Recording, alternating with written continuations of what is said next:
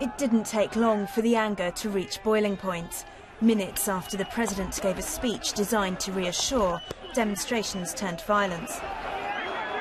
Just off European Square, special forces used batons and tear gas on pro-Europe protesters.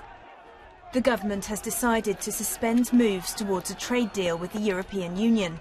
It will focus instead on ties with Russia, and that's been deeply unpopular.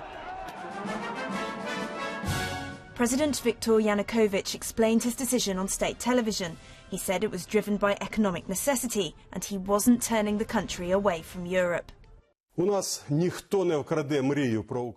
want to underline there is no alternative to building a society on European standards in Ukraine. Our reforms prove we are going the European way. But pro-Europeans across the country are sceptical, and thousands braved the weather in the city of Lviv to make that clear.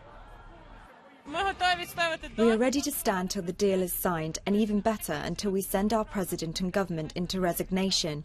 I myself plan to go to Kiev on the 28th of November. That's when the trade deal was due to be signed. The EU has made it clear that the door is still open for that to happen, and accused Russia of putting heavy pressure on Ukraine. While being aware of the external pressure that Ukraine is experiencing, we believe that short-term considerations should not override the long-term benefits that this partnership would bring. Back in Kiev, the opposition had turned out its heavyweights to address the crowd. The former boxer turned politician Vitaly Klitschko, just one of those demanding the government reverse its decision. Another speaker was the lawyer of the jailed former Prime Minister Yulia Tymoshenko. Her release was one of the conditions of the EU deal. She sent this message. As a sign of unity and solidarity, I'm going on an indefinite hunger strike with the demand for the President to sign the EU deal. Over the weekend, the crowds here swelled to 100,000, the biggest demonstrations seen since the Orange Revolution 9 years ago.